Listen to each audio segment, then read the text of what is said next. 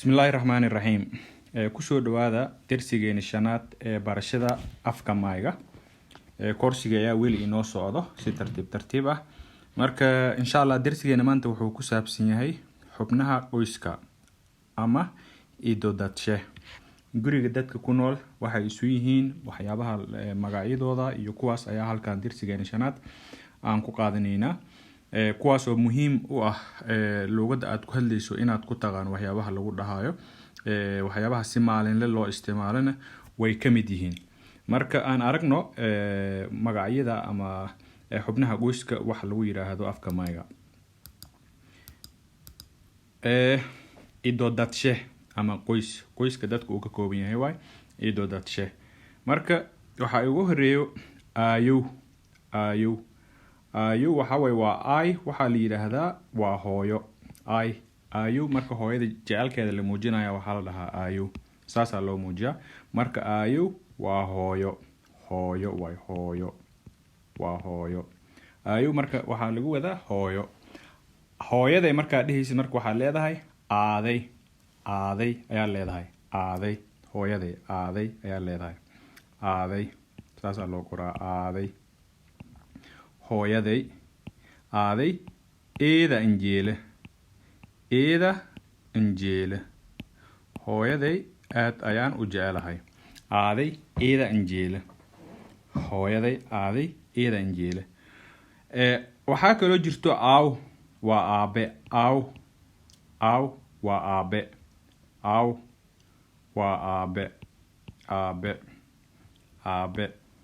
waa aaw aabe waa aawkay ayuu ku leeyahay qofku markuu dhahayo aabihiis aawkay ayuu dhahayaa aawkay aabahay hata marooga hadda ma joogo aabahay hata marooga aabahay hadda ma joogo aawkay hata marooga aabahay hadda ma joogo aawkay aabe way marka aaw ayaa la dhahaa aaw walaal waxa way gabadh walaasha ah iyo gabadh walaalka ah labadaba waxa la dhahaa haday wiil tahayna gabar tahayna waxa la dhahaa walaala waxa la dhahaa walaala waa walaashaada way walaalkaagan waxa leedahay walaalka waa saas walaalka marka waxa u dhahay midna waxa u dambeeyso la ayaa u dambeeyso midna waxa u dambeeyso ka ayaa u dambeeyso walaal waa labada sister iyo brother waxa way marka walaal gabadh iyo wiil markaas ereyga u dambeeya kala bixiyo oo aad ku dareysid haday walaasha tahayna waxa leedahay walaalay walaasheed way walaalka adiga walaalkay aniga walaalkayga saas ayaa loo dhahaa waxa hadda sidoo kale ku jirto abaay gabadha ka weyn oo la dhahaa abaay gabadha ka weyn abaayaday waxa way gabadha respect ahaan way wiilka ka weyn waxa la dhahaa abow ama obow waa dhihi kartaa meeshan waa laga dhihi karaa abow ama obow waa qof wiilka ka weyn way labadooda marka waxa way labada walaal ee ka weyn ayaa loo isticmaalaa haday gabar tahay qofka ka weyn waxa leedahay abaaday ayaa leedahay abaaday ayaa isticmaalaysaa abaaday waa walaashaada ka weyn abaaday waa walaashaadi ka weyn way walaalka ka weyn waxa leedahay abookay waa abookay maroogo abookay moqonyi abookay emekoye taas oo kaleeto waxa kale jirto abti ayaa halkaan nooga taalo abti waxa way waa abtigaadu way waa abti aadi ah way waa abti macnaha hooyada wiilka la dhashay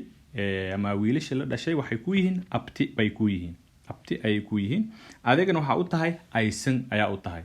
aysan yani abtabaare aysan baare yalla abtabaare abti jeelan badan iyo aysan baare saas la dhahaa marka abti waa abtigaada aysan waxaan dhahnay waa adiga wax abtigaada u tahay way adi abtiyaa leedahay abtigaadan adiga wuxuu ku dhahay aysankay ayuu ku dhahayaa abta way abta أنا سيد أبتي قبا سيد أبت يا قبا سيد أبتي قبا معناها سيد أبتي أيا يجوكتوي سيد أبتي قبا أنا سيد أبت يا قبا سيد أبت يا قبا marka abtigaada asiga abtigu ku yahay adigana waxa u tahay aysan ayaa u tahay adeer aabaha wiilasha la dhashay way aabaha wiilasha la dhashay nimanka aabaha la dhashay ayagana waxay ku yihiin adeeryaal ay ku yihiin adeer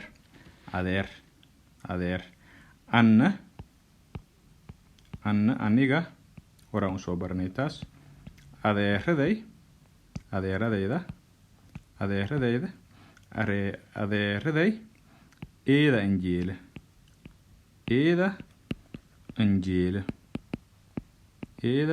anjeela aniga adeeradayda aad ayaan u jecelahay anna adeeraday eeda anjeela aniga adeeradayda aad ayaan u jecelahay adeertan waa islatii oo soo laabatay way ka gudub adeer le waaye ahyar ayaa jirto ahyar waxaa la yiraahdaa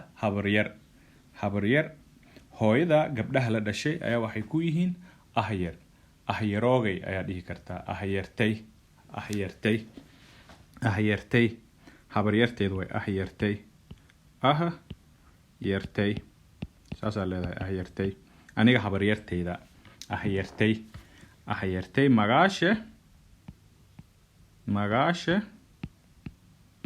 magaashe aamani la ere aamana yalla ere aamani la ere aamana la ere yan ere korta la eren ere korta aamani la ere aniga habaryarteyda magaceeda waxaa la dhahaa aamana anna ahyarteyda waa habaryarteyda ahyartey magaashe aamani la ere taas way ahyar waa habaryar gabdhaha hooyada la dhashay ayaa waxay ku yihiin ahyar markaad afmaymay joogtid inay ayaa jirto inay waxaa la yiraahdaa eedo inay waxa way waa eedo ayaa la dhahaa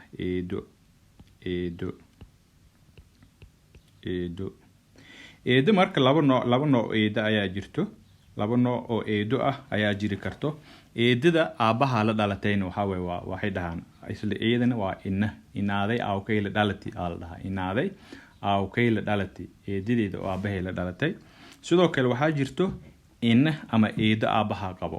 aabaha xaaskiisa labaad aan hooyada ahayn eedan waxay ku tahay inay ayaa la yiraahdaa inaaday eedan waa la dhahaa marka waa meesha waxaa ku jirtay heestii Xasan Aadan ku hadlaysay wiilka yar oo eedadiis la joogo wiil yar oo 4 jiro hooyadiisa waaya yani eedo kuma daryeesho maxay ahayd oo afkay kugu gubtaayo ishay kaala dirirtaa marka eedadu waxa way aabaha qabo inta badan waxa way waa caruurta haaska la qabo ay dhashay way dhibtaa marka inay ayaa la dhahaa inay ama eedo hadaysan aabaha aan taxadirkiisa badnayn marka dhibaatooyin baa iska dhici karo waxa kale oo jirto marka waxaan dhahnay eedo laba nooc waay eedo aawka la dhalati iyo eedo aawka qaba labadaas waa yihiin eedo la labadood inay ayaa la dhahaa waxa kale oo jirto oboy waa ayeeyo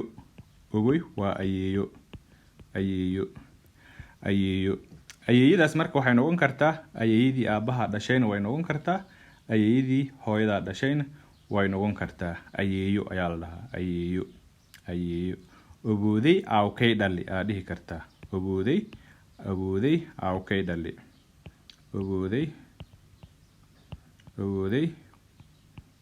aawkay dhali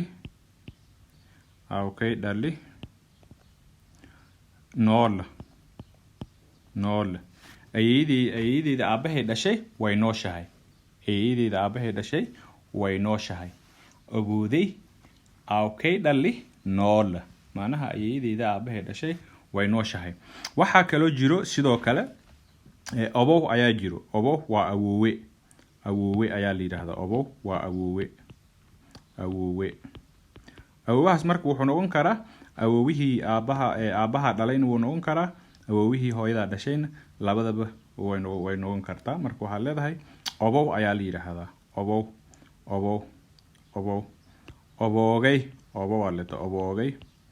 oboogay idis ya anjeeda awogay idis ya anjeeda maanta awoweyga gurigiisa ayaan u socdaa awogay idis ya anjeeda awoweyga gurigiisa ayaan u socdaa marka sidaas waxaan ku qaadanay magacyada ugu muhiimsanaa ee guriga uu ka kooban yahay qoyska uu ka kooban yahay waxaan dhahnay aayo waxaan dhahnay waa hooyo aayo ayaan dhahnay aw ayaa jiro sidoo kale aabaha waaye walaal oo walaashaadan way noqon walaashaada ama walaalka walaal la dhahaa abaay ayaa jirto gabadha ka weyn wiilka ka weyn abow ayaa la dhahaa abte waa abtiga hooyada la dhashay